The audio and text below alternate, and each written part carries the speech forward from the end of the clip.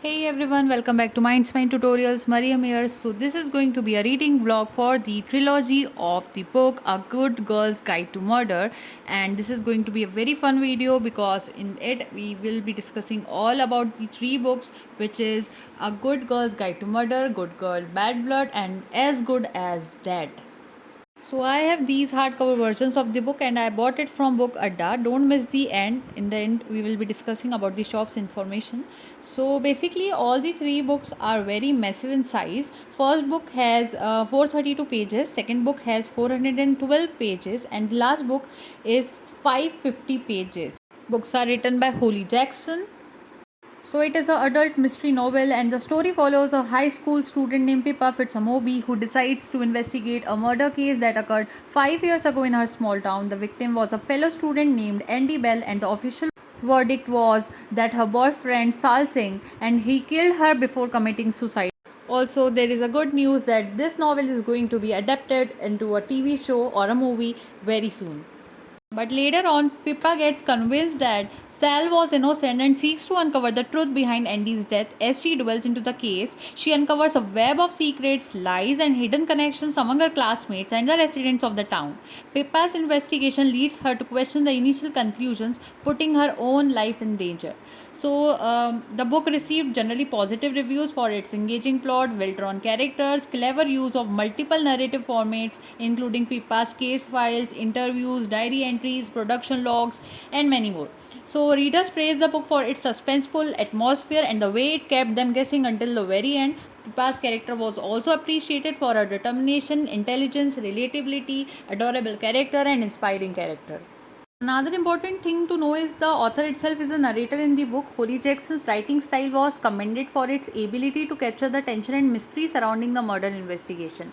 And the pacing of the story is really well balanced, allowing the readers to be captivated and eager to uncover the truth alongside Pippa. So, overall, I would say A Good Girl's Guide to Murder offers a compelling mystery with intriguing twists and turns. It blends elements of crime, suspense, and teenage drama effectively, making it an enjoyable read for fans of the genre. Part 1 book is very easy to gobble up, but still read it patiently. It is such a comfort read, and things do work out in the end. Ending was though predictable for me, but it was such a good read. If you want, you can read only part 1 as a standalone novel and never come back into the world again. But part 2 is somewhat very related to part 1 because some characters are really continued in the part 2nd. So before reading part 2nd, you will have to read part 1st.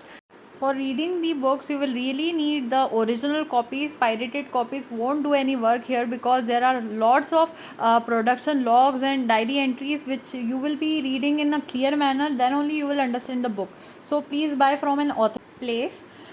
So anyway, in the second book, Good Girl Bad Blood, the story is Pippa is not a detective anymore. Her true crime podcast about a murder case she solved last year has gone viral. Yet Pippa insists her investigating days are behind her.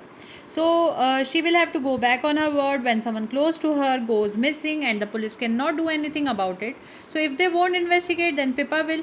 So uncovering more of her town's dark secrets along the way, but will she find the answers before time runs out? So this is the story in the second book. Then finally the third part, As Good as Dead.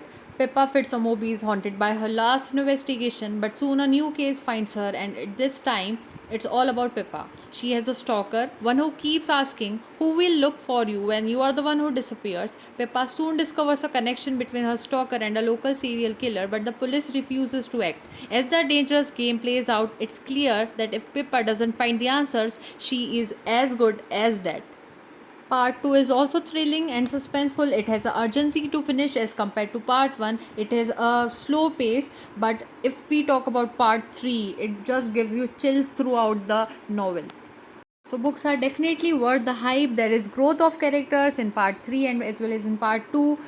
Book is such a roller coaster ride of emotions.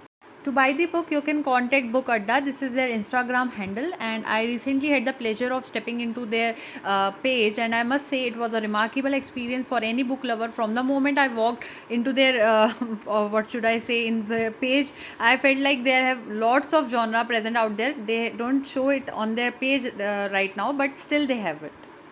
My main point is getting original copies rather than getting pirated copies, because in this book there are lots of production logs, diary entries, and so many more. So you will have to read it, very minute details are there, so you will have to read it clearly and precisely. So please buy from a authentic dealer, you know.